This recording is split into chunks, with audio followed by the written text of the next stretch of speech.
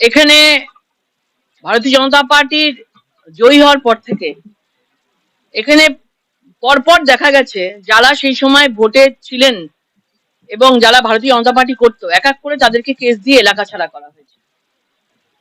বিজু পাসওয়ান তার মাও এসেছিলেন, কান্নাকাটি করে গেছেন। মোটামুটি তাদের প্রত্যেককেই বাড়ি পরিবারকে তাদেরকে জেল খাটতে হয়েছে। কেন? না, ভারতীয় জনতা পার্টিকে তারা সাপোর্ট করে বলে। আজকে বিজু পাসওয়ান সে এই এলাকায় ঢুকতে পারছে না। সে অনেকবার ফোন করেছে, 2019 থেকে 5 বছর হয়ে গেছে, অনেকবার ফোন করেছে এবং ফোন করে ঢোকার চেষ্টা করেছে, আমাকেও অনেকবার রিকোয়েস্ট করেছে, কিন্তু পুলিশ এখানে তাকে ঢুকতে দিচ্ছে না। কেন? তাদের মনে হচ্ছে যে সে প্রভাবিত করতে পারে ভারতীয় জনতা পার্টিকে। গত কয়েকদিন আগে শিবা কাহার একজন কৃষ্ণা কাহার তাদেরকে পিন্টু সিং তার দলবল তাদেরকে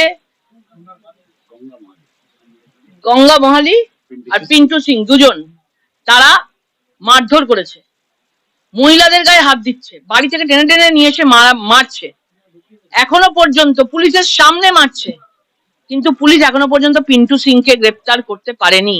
বুঝে তদন্ত চলছে। পুলিশ চাইলে ইচ্ছে করলে পারে না করতে। একের পর এক পুলিশ প্রশাসন থেকে, পুলিশ অ্যাডমিনিস্ট্রেশনকে ওপর থেকে নির্দেশ দেওয়া আছে যে গুন্ডা বদমাইশ গুলোকে বাইরে ছেড়ে রাখতে হবে এবং তারা যেন ভারতীয় জনতা পার্টির লোকগুলোকে তারা যেন মানে মারধর করে ঘরে ঢুকিয়ে দিতে পারে।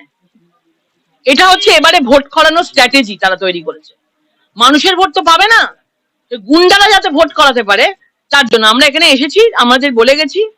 পুলিশ কোনো অ্যাকশন নিচ্ছে না, পুলিশ বলছে আমাদের তদন্ত চলছে। দেখেই মনে হচ্ছে পুলিশ পুরো টেবিলের তলায় ঢুকে গেছে। মমতা ব্যানার্জি, অভিষেক বন্দ্যোপাধ্যায়, এই পিসি ভাইপো দুজন পরিবারকে বজায় রাখতে গিয়ে তারা পুলিশ প্রশাসনকে ইউজ করছে যে এই ভোট করানোর জন্য। মানুষ কিন্তু ওদের উপর আর কোনো আস্থা রাখেনি। দুর্নীতিতে ভরপুর, দুর্নীতি ভরে গেছে এই হুগলিতে, সারা বাংলা জুড়ে। আপনাদের কালকে নাম করে করে বলেছি যে কোথায় কত অ্যাকাউন্টে টাকা ঢুকেছে, শুধু 4-5টা 10টা নাম করেছি। তাহলে ভেবে দেখুন কত লক্ষ লক্ষ লোকের এরকম হয়েছে। এইরকম একটা পরিস্থিতি চলছে এবং আমরা বলছি যত এরকম ভাবে আমাদেরকে আটকাবে, যত আটকাবে, ভারতীয় জনতা পার্টি কিন্তু আগামী 2024-এর লোকসভায় তত ভালো রেজাল্ট করবে, তত এগিয়ে যাবে। কোন দুর্নীতি কোনোদিন মানুষকে বেশি দূর এগিয়ে নিয়ে যেতে পারে না। পুলিশের এই ধরনের অত্যাচার, স্বজন পোষণ কোনোদিন বেশি দূর এগিয়ে নিয়ে যেতে পারে না এদেরকে। এদের মনে রাখতে হবে, পুলিশ প্রশাসনকে, এদেরকে কিন্তু একদিন আমাদের সাথেই কাজ করতে হবে। কারণ তৃণমূল শেষ, 26-এর আগে সরকারটা পড়ে যাবে, সবাই জেনে গেছে। 24 থেকে তার শুরু হয়ে গেছে, ভাঙন শুরু হয়ে গেছে। 26-এর আগে সরকার পড়ে যাবে। এই পুলিশ প্রশাসন যারা রয়েছে তাদের কিন্তু এখানেই থাকতে হবে, তাদের পরিবারও থাকে, তাদের এখানেই থাকে, যে তারা যে তাদের সাথে সেই পায়ে ধরে, যারা পা ধরে পুলিশ প্রশাসন যে জিনিস করছে তৃণমূলের সাথে, এটা কিন্তু মানুষ ভালো চোখে নিচ্ছে না। তার জবাব 2024-এ দেওয়া হবে।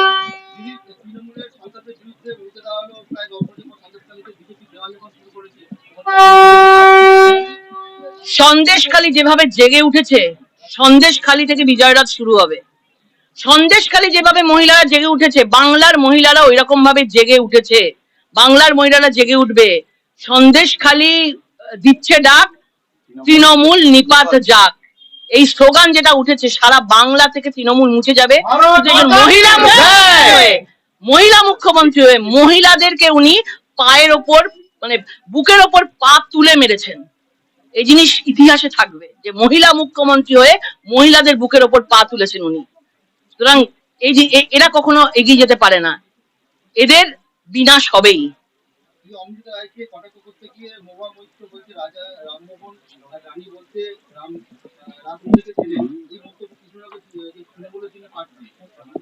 এদের একটা সংস্কৃতি মানুষকে ছোট করা, মহিলা হয়ে মহিলাদের ছোট করা। উপরে মালিক যা বলবে তাই তো তার নিচের সৈন্যরা করবে না। মালিক যদি, মহিলা যদি সন্দেশখালীতে না গিয়ে তিনি সন্দেশখালীর মহিলাদের ভিডিও দেখতে চান, প্রমাণ চান, সন্দেশখালী মহিলাদের সঙ্গে রেপ হয়েছে ভিডিও দিন, যদি বলতে পারে, তাহলে তার সেনাপতিরা তো এগুলো বলবেই। তাহলে সংস্কৃতি কি আছে? তাহলে সংস্কৃতি বলে তাদের কিচ্ছু নেই। তারা যেটার জন্য যা খুশি করতে পারে। একমাত্র দুর্নীতি মুক্ত ভারতবর্ষ করতে গেলে, দেশ করতে গেলে কিন্তু নরেন্দ্র মোদীর হাত ধরতে হবে। কিন্তু ইনি বুঝতে পারেননি, ইনি ভুল করে চলে এসেছেন। দিদি নাম্বার 1 থেকে ভুল করে উনি রাজনীতিতে না জেনে রাজনীতিতে চলে এসেছেন। আমি মানে ওনাকে পস্তাতেও হবে পরে যে আমি কোন রাজনীতিতে, আমি কোন দলে এলাম। আসতে যদি হতো তাহলে নরেন্দ্র মোদীজির হাত ধরতে হতো। আমি জানি আজ না হোক কাল তাকে আসতেই হবে এই দলে। লাল বর্ডার, লাল বর্ডারের মধ্যে রয়েছে দেখুন লালার মা, ওই ডেপুটেশনের লালার মা রয়েছে, আর ভাইকে তো দেখালাম লকেটের সঙ্গে রয়েছে। এবং যেদিন লকেট দেবী এটা করেছেন তার একদিন বাদে একজন সুপারি ব্যবসায়ী তিনি আক্রান্ত হয়েছেন। তার মানে গুন্ডাবস্থানের প্রশ্রয় দিচ্ছে লকেট। আমরা গুন্ডাবস্থান 2011 থেকে আপনারা জানেন কি ছিল রবীন্দ্রনগর, কি ছিল ব্যান্ডেল, কি ছিল মল্লিক কাসিম হাট। আজকে আমরা সেটাকে সম্পূর্ণ ঠান্ডা করেছি, শান্ত করেছি পুলিশ প্রশাসনের মাধ্যমে, মানুষকে সচেতন করে, মানুষের আশীর্বাদ নিয়ে। লকেট দেবী গুন্ডা মস্তানদের প্রশ্রয় দিচ্ছেন, আশ্রয় দিচ্ছেন। এবং যেহেতু ওনার নামে আমি নির্বাচন কমিশনে অভিযোগ দায়ের করেছি, উনি পয়সার বিনিময়ে হোক, যে কোনো বিনিময়ে হোক, 19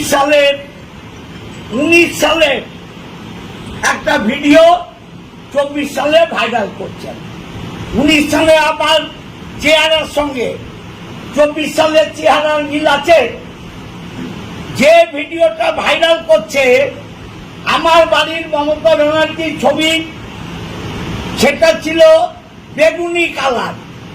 এখন যে দেখুন আমার মমতা ব্যানার্জির ছবির ব্যাগটা হোয়াইট কালার।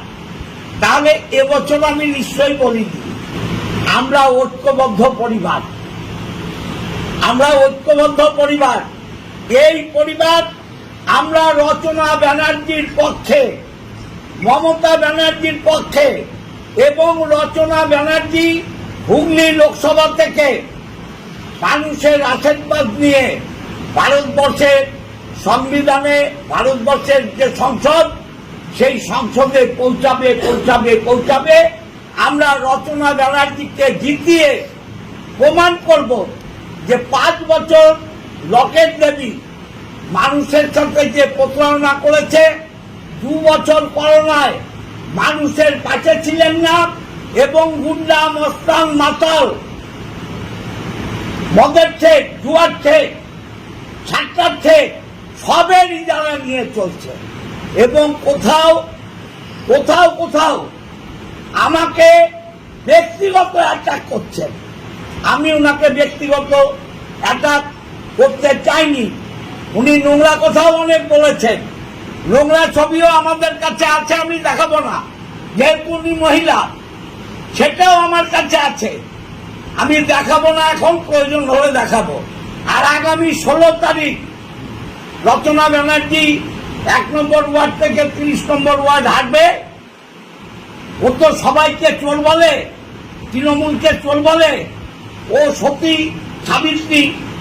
ও কত সতী, ওর পরিবারের অ্যাকাউন্টে কি আছে, ওর সাদা যে গাড়ি ফরচুনা সেটা কার নামে, আর ওই ফরচুনা গাড়ির টাকা কে দিয়েছে সেটাও আপনাদের জানাবো, মানুষের সাথে মানুষকে জানাবার জন্য।